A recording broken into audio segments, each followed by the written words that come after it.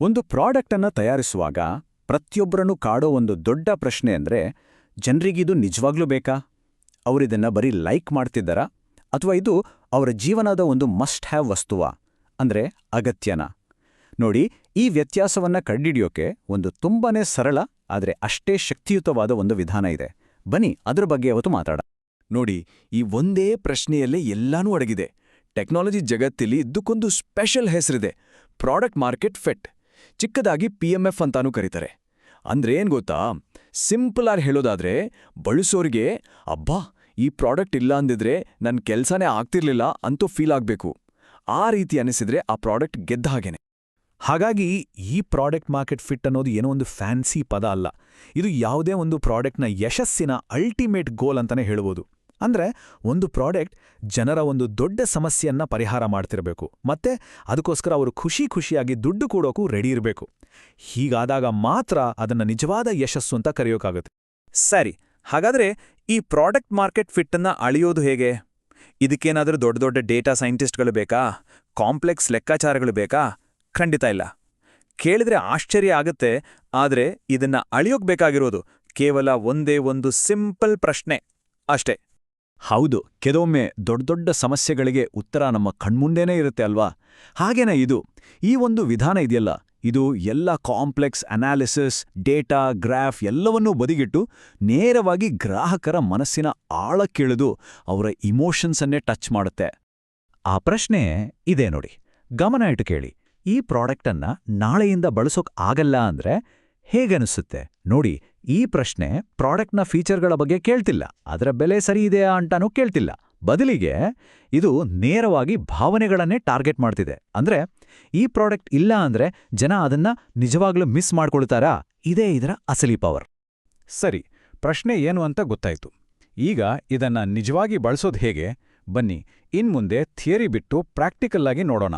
ಅಂದ್ರೆ ಈ ಸರ್ವೆಯನ್ನ ಮಾಡೋದು ಹೇಗೆ ಮತ್ತೆ ಬಂದ ಉತ್ತರಗಳನ್ನ ಅರ್ಥ ಮಾಡ್ಕೊಳ್ಳೋದು ಹೇಗೆ ಅಂತ ಸ್ಟೆಪ್ ಬೈ ಸ್ಟೆಪ್ ತಿಳಿದುಕೊಳ್ಳೋಣ.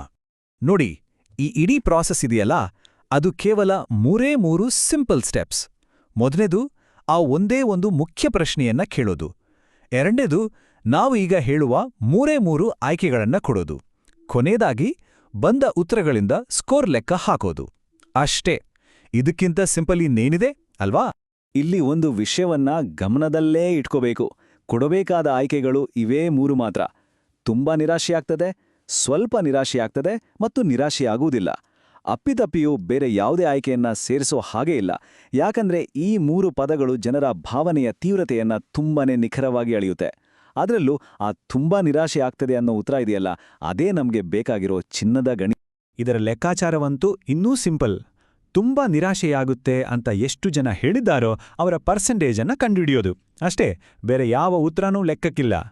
ಇದರ ಸ್ಪೆಷಾಲಿಟಿ ಏನು ಅಂದ್ರೆ, ಇದು ಪ್ರಾಡಕ್ಟ್ಗೆ ಎಮೋಷನಲಿ ಕನೆಕ್ಟ್ ಆಗಿರೋ, ಅಂದ್ರೆ ಅತ್ಯಂತ ಲಾಯಲ್ ಆಗಿರೋ ಗ್ರಾಹಕರ ಮೇಲೆ ಮಾತ್ರ ಫೋಕಸ್ ಮಾಡುತ್ತೆ.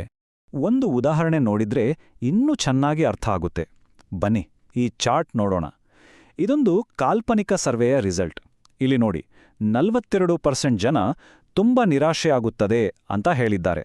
ಹಾಗಾದ್ರೆ ನಮ್ಮ ಫಾರ್ಮುಲಾ ಪ್ರಕಾರ ಈ ಪ್ರಾಡಕ್ಟ್ನ ಪ್ರಾಡಕ್ಟ್ ಮಾರ್ಕೆಟ್ ಫಿಟ್ ಸ್ಕೋರ್ 42%. ಸರಿ, ಸ್ಕೋರ್ 42% ಬಂತು. ಈಗೇನು? ಈ ನಂಬರ್ ಸಿಕ್ಕಿದ ಮೇಲೆ ಏನ್ ಮಾಡಬೇಕು? 42% ಅನ್ನೋದು ಒಳ್ಳೆ ಸ್ಕೋರಾ ಅಥವಾ ಕೆಟ್ಟ ಸ್ಕೋರಾ? ಈಗ ನಾವು ಈ ಇಡೀ ವಿಶ್ಲೇಷಣೆಯ ಅತ್ಯಂತ ಇಂಪಾರ್ಟೆಂಟ್ ಭಾಗಕ್ಕೆ ಬಂದಿದ್ದೀವಿ. ಅದೇನಂದ್ರೆ ಈ ಸ್ಕೋರ್ನ ನಿಜವಾದ ಅರ್ಥ ಏನು ಅಂತ ತಿಳ್ಕೊಳ್ಳೋದು. ಆ ಮ್ಯಾಜಿಕ್ ನಂಬರ್ 40%. ಹೌದು, ನೀವು ಕೇಳಿದ್ದು ಸರಿ. ಸಂಶೋಧನೆಗಳ ಪ್ರಕಾರ ಸರ್ವೆಯಲ್ಲಿ ಕನಿಷ್ಠ 40% ಜನ ತುಂಬಾ ನಿರಾಶೆಯಾಗತ್ತೆ ಅಂತ ಹೇಳಿದ್ರೆ ಕಂಗ್ರ್ಯಾಚುಲೇಷನ್ಸ್.